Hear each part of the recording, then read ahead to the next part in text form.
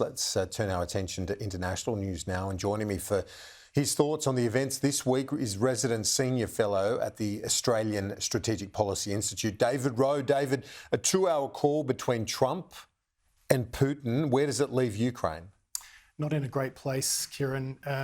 What's becoming clear is that Trump is abandoning pressure on Russia over peace agreements. It's a great win for Vladimir Putin. Not only does he relieve himself of US pressure on Ukraine, he's got to move the conversation forward to a long-term relationship based on economics, trade and investment with the United States, i.e. normalised relationship with the United States.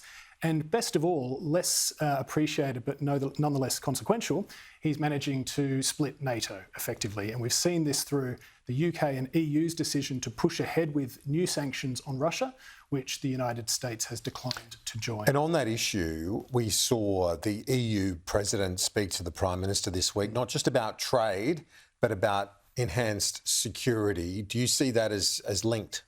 It's definitely linked to the unreliability that most US allies are now recognising in Trump and Washington. Look, I think it's a really important gesture from the Europeans to Australia.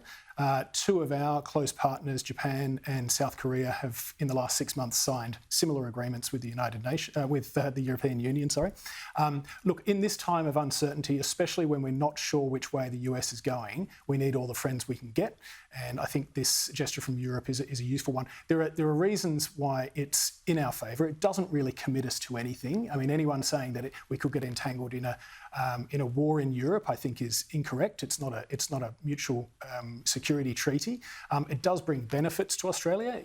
Europe's had a lot of experience with things like hybrid threats from sabotage from Russia, this sort of thing in the past few years. That could bring some real experience that Australia could learn from. And it would mean that our relationship with Europe is not just based on trade and economics. We're pursuing a free trade agreement with them. That's great, but it's sort of crazy for us to put all of our eggs into that and not also have a security relationship with what are really some of our best like-minded partners in the world right now. On the closer to home in the China relationship, not often referred to as like-minded, it's one relationship that we've got to navigate with the economic relationship, but also the difficult security questions.